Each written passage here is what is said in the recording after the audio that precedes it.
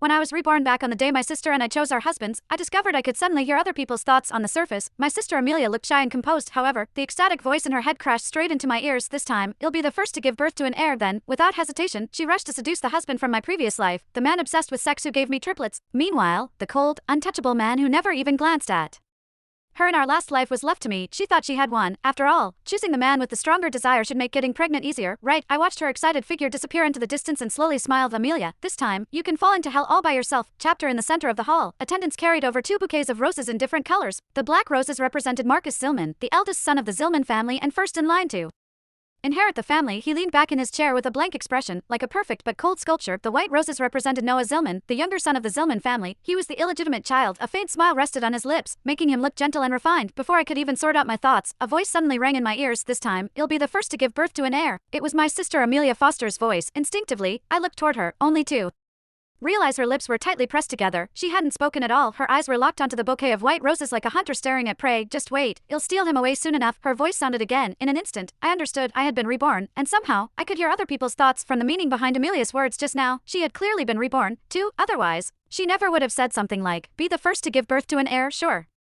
enough.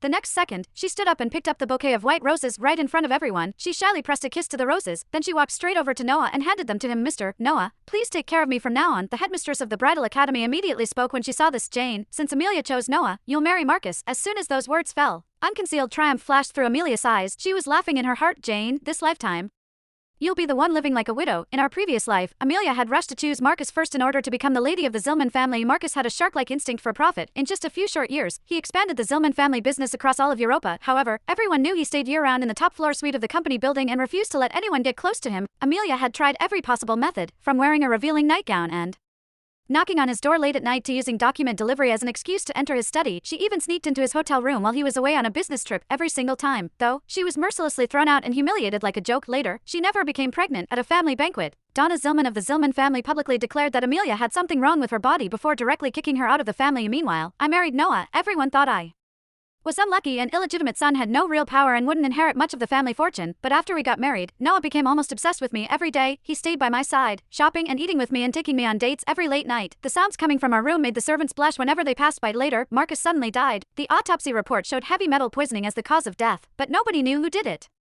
Noah inherited the entire Zillman family, and I went from being the wife of a family outcast to becoming the Donna of the Zillman family. Amelia became jealous to the point of madness. She invited me out shopping, only to drag me off the rooftop of a mall so we would die together. The moment the feeling of weightlessness swallowed me whole, I only heard her screaming, "Why do you get to live better than me?" When I came to my senses, I smiled lightly and answered, "Sure, I happen to like Marcus too."